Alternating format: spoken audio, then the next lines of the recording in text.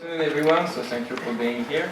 So we're going to present you the marketing about Ukraine. So in the first part, we're going to present you the market, the global characteristic of Ukraine, then the direct and indirect competition, then the supply chain, and we're going to finish with our proposal. So first, the main characteristic of Ukraine. We have to know that the population is about 44 million inhabitants. The average household size is 2.5, so it's like 17 million of household. The average age of the Ukrainian people for men is 37 years, and for women is 43 years old. You also have to know that the fertility rate is 1.54 children, so it's not very huge, but it's quite important. About the climate, so you have to know that in winter it's very cold, it's about minus 10 degrees Celsius to plus 2 degrees, and in summer it's only about 10 degrees in average, so it's very cold. So for the strategy for Kiabi, you have to focus about warm clothing, of course. The obesity rate is 21%, and that's it for this first part. About the market, so you all know that it's a democracy, it's a member of the Europe, but there is some political tension over there nowadays, so the activist is present, there is a revolution. About the economy, the GDP for the last 2 years was dropping very fast, so with -6 and -5% of the GDP. But for this year, the new number is like increasing of 1.5% of the GDP, and they're expecting again a growth about 5.5% for 2017. So the economic is not growing very fast. The inflation is very high with 58%. The debt is very high too with 80% of the GDP. And there is a lower wages and rising unemployment over there. And the Ukraine currency devalued 2 times in 2 years. So it's quite serious for an European country.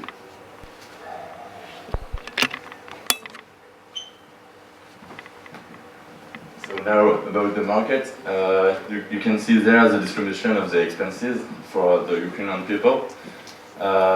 So as Henri said, the average wages of Ukrainian people is just $200 per month. And so if you make the calculation for clothing and shoes, it's just 7% of those $200.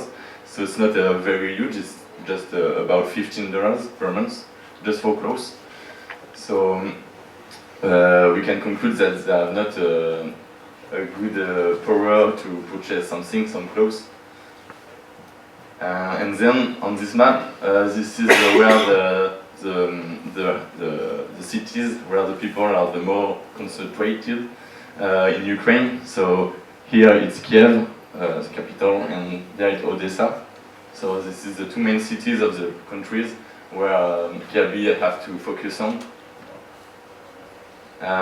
Now about how they shop.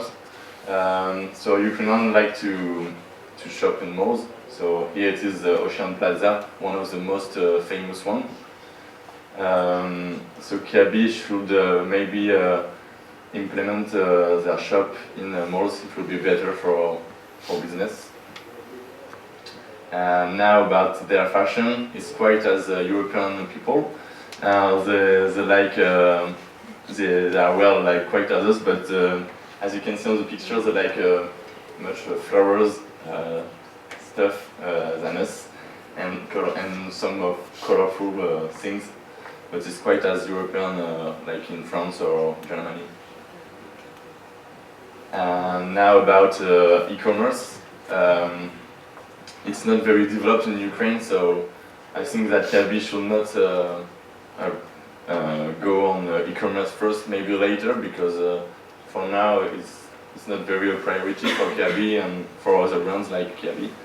So e-commerce is not a priority for Kiabi, yes. And after for networks, so there are plenty of networks that Kiabi could use if they implement their shops there, but in fact for Eastern country and for Ukrainian, they don't use Facebook and Instagram a lot, but they prefer vContact. It's a social network for Eastern people that we don't use a lot, so we don't know it so much. So I think that Kiabi should focus on these networks because it could catch a lot of people. So we talk about a little bit more about the competition. So you have Bershka, Zara, Stradivarius, Pull&Bear, and so on. Most of them are from the Inditex group. So Zara. Why direct and indirect competition? So Bershka, why direct and indirect competition? So you have Bershka here, turnover $105 million. It's in the group of Inditex with Zara. The margin is quite low. They have kind of the same strategy as Kiabi. They try to do it with to manage it with volume, not on the margin. The collection often change, and where they are is mainly in malls. This is the direct competition. Then you have the indirect one.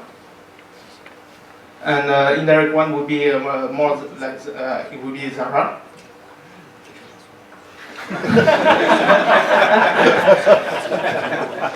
It's to see if you follow a little bit.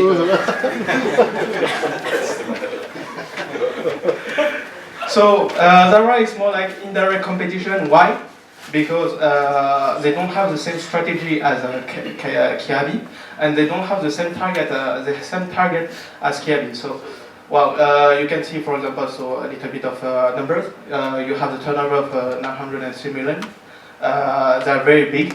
If you consider the group also, it's a very, very big one. The margin is not the same as a Bershka and not the same as Kiabi. The margin is medium, and they do not work as the same as Kiabi. The annual growth is very high, and the collection also change very often. The shops is very sober and classy. So it's not the same about the merchandising. They do not do it the same as Bershka.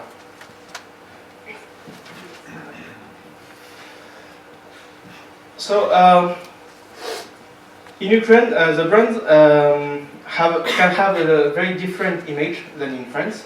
French brands have a little bias, so they are more well looked up.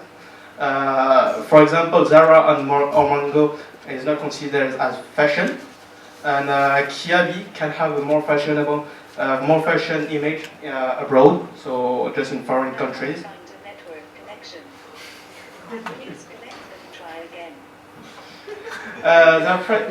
Their prices are quite competitive, so yeah, the price is quite competitive, and the market share in France is very huge. The management of employee can be a key competitive advantage, and can be a source of talent management. 10 minutes. So about the supply chain management, I think it's one of the most important points for Kiabi in this strategy, because nowadays the implementation is facilitated by the government and laws. Government want to bring new companies in the country because they want to increase the market, the shares. And so they're putting laws in a sense to improve this. There is also Biapos that is actually in Ukraine for the logistic strategy. So it can be like the Ukraine will be in the center of Europe to make the trade between France and Russia, for example. And the last important point is the exploitation and importation, which are very important in Ukraine with Russia. And we can use this point to share with Russia in the different markets. And there is a lot of ways to do it. You can use the port, you can use all the routes that are present, and the airports.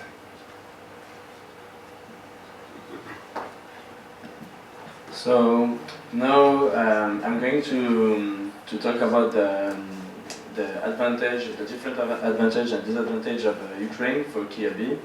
So obviously the first advantage are that Ukraine is one of the largest markets in Europe for clothes, and also it is a European country. So even for logistics, it is an advantage. Then the government is seeking to reform the business and facilitate investments. So it is maybe not at its best for now, but it's a good start. Then the transport infrastructure is well developed. That means again for logistics and for even for the business inside the country, it is a good point. And the reforms in the banking sectors also participate to the economy of the country. Now about the disadvantages, there is a lack of support by law to foreign investors. So as I said, even if the government is seeking to improve the business for foreign investment, it's still at the beginning of the process. So it's a disadvantage. Also, the fragility of the financial situation. As Victor said at the beginning, the power of purchasing is very low. So, and it's kind of still a poor country. And the inflation rate is still high, and the political instability. It's the whole situation that made that results of all these disadvantages. Also, there is a lot of corruption, and when Victor talked about e-commerce, we have to mention that in Ukraine they are facing a lot of cyber attack. So even except if you have a really secure website or so, it could be dangerous or risky to start this in Ukraine. So our proposal, Ukraine seems to be a good market. They have a good potential. However, we think that Kiabi should wait a little bit before thinking about to enter this market.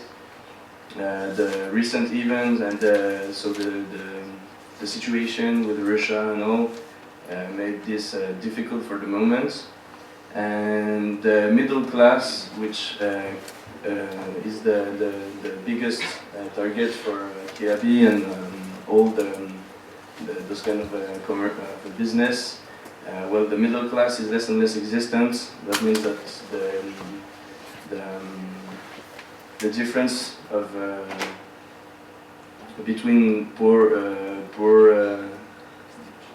and rich, yes, is more and more larger and larger. So there's a difficulty for middle class stores to survive and for all those business. So about the pricing, low, less than about for Kiabi, low, less than his competitors in Ukraine. So since it is the policy of Kiabi, this is a good point for Kiabi. Where big cities mostly, so Kiev, for example, and in malls, because Ukrainian people like to shop in malls more than in city center. Then about the shopping experience, it's more oftenly you have the men of the family who shop for the whole family. So maybe focus on the male atmosphere, something to that have an impact on men, and make men shop for the family, even for kids. because Kiabi are focusing a lot of in the kids sectors. About the products, basically it's the same as in France. The weather is not so different, so we can. There's no reason to adapt more than here. And about the services, we think that the services Kiabi are providing right now are good to be kept in Ukraine. Then we have to also see Kiabi as a fashion brand, because in France it's not really the case. Kiabi tried to improve its fashionable thing, but yeah, I think. But so he has to do this on Ukraine and maybe on other foreigners countries. After, Kiabi should use the French style reputation, because in foreign countries it's well seen. Foreigners like to see that it's a French brand, because it has a good reputation for the marketing and whatever. After, as I said, communicate on big contacts is really important to get known. And so cyber commerce maybe not a priority, because they don't shop a lot on e-commerce, but maybe try to do this later, and make deliveries in shops could be great too. And so the wages are not very high, just 300, so maybe raise a little bit the wages, they will be happy, and it could be grateful. The sellers and the workers could be grateful of Kiabi to have a little bit their wages higher.